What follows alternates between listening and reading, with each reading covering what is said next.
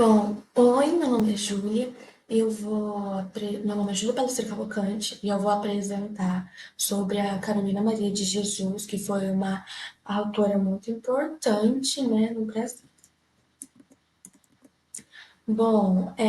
Ela nasceu em 14 de março de 1914 em Sacramento, Minas Gerais, e ela morreu em 13 de fevereiro de 1977 em um pequeno sítio localizado em Parelheiros, na periferia de São Paulo. Ela veio de uma família negra, muito humilde, e desde pequena já tinha que enfrentar muitas dificuldades. Ela estudou até o segundo ano do primário no Colégio Allan Kardec, que era uma escola espírita. Mas mesmo com tão pouco estudo, ela não deixou que isso a impedisse de aprender. Então ela foi uma autodidata, ela aprendeu sozinha a ler e escrever, usando os cadernos que encontrava no lixo.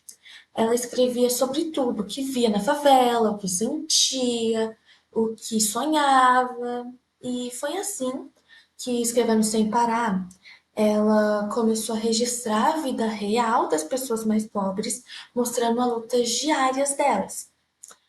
Carolina teve uma vida muito difícil desde cedo, e ela passou a infância dela em Sacramento, a cidade que ela nasceu. Como vocês podem ver nessa primeira foto, essa é a cidade de Sacramento, só para vocês terem uma ideia de como é o lugar. E na juventude, quando ela ficou mais velha, ela trabalhou como doméstica por 7 anos em Franca, em São Paulo. E depois que a mãe dela morreu, em 1937, ela se mudou para São Paulo.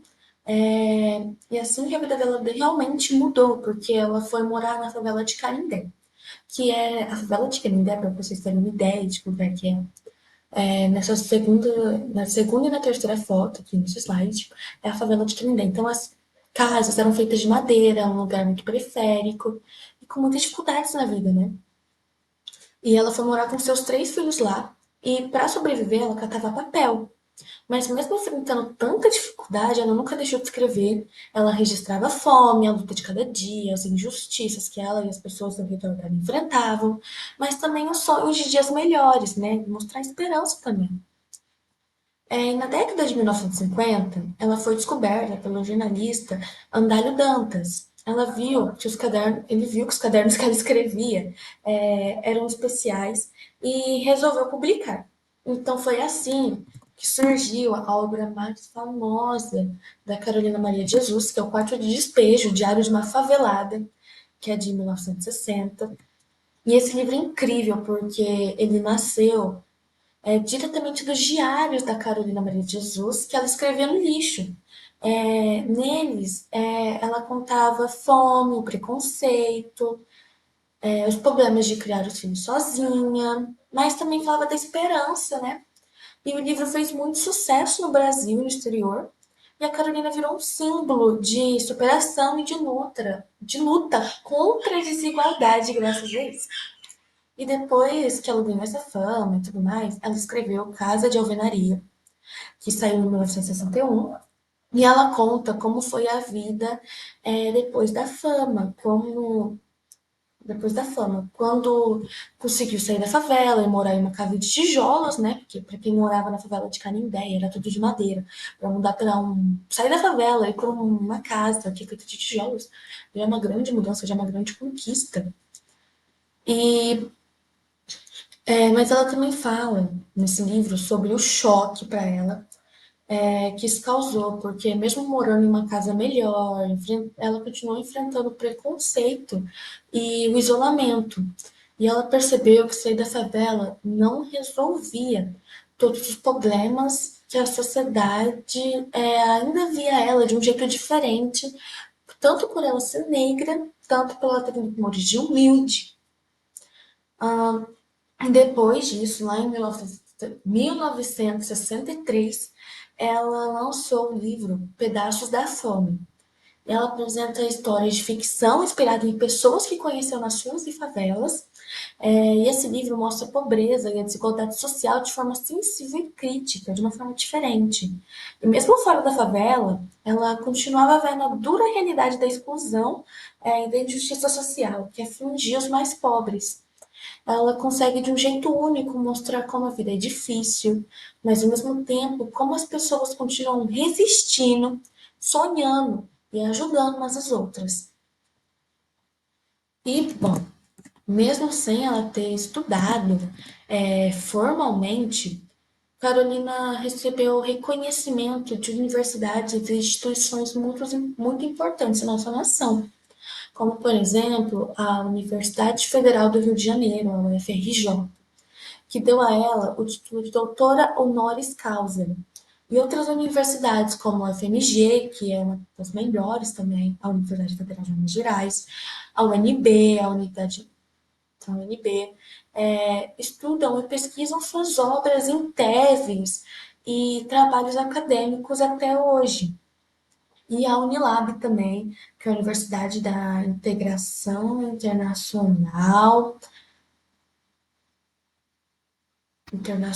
de Lusofonia Afro-Brasileira,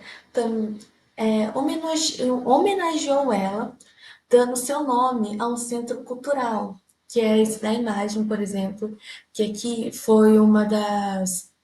Ai, como é que eu falo isso? Foi uma dos eventos que aconteceu nesse centro cultural. E ela continua viva e inspiradora, independentemente, né? Não só porque dos livros dela, mas também para a academia e para a sociedade como um todo. Ela faleceu em 1977, como eu falei, mas seu legado continua, seus livros ainda são lidos, estudados e discutidos, e sua vida inspira muita gente, mostrando que, mesmo diante de tanta dificuldade, é possível lutar, é possível resistir, é possível dar vozes aos invisíveis. Ela nos ensina que cada pessoa tem seu valor, que a história dos pobres também precisa ser contada e que a escrita pode ser uma forma de mudar a própria vida e a vida de outras pessoas. A Carolina Maria de Jesus foi muito mais do que uma escritora. Ela foi uma mulher que mostrou coragem, inteligência, sensibilidade e resistência. Mesmo hoje, décadas depois, a gente ainda pode aprender com ela sobre justiça social, igualdade e empatia, e sobre como transformar dificuldades em força. Essas são as minhas referências do meu trabalho. Eu usei muito textos da UFMG mesmo, e também pesquisei em outros lugares, como aqui, né, Interno Pensar lá, Jovens Escritoras Brasileiras, no Google mesmo, para pegar imagens. E, bom, muito obrigada pela atenção de vocês. Tchau.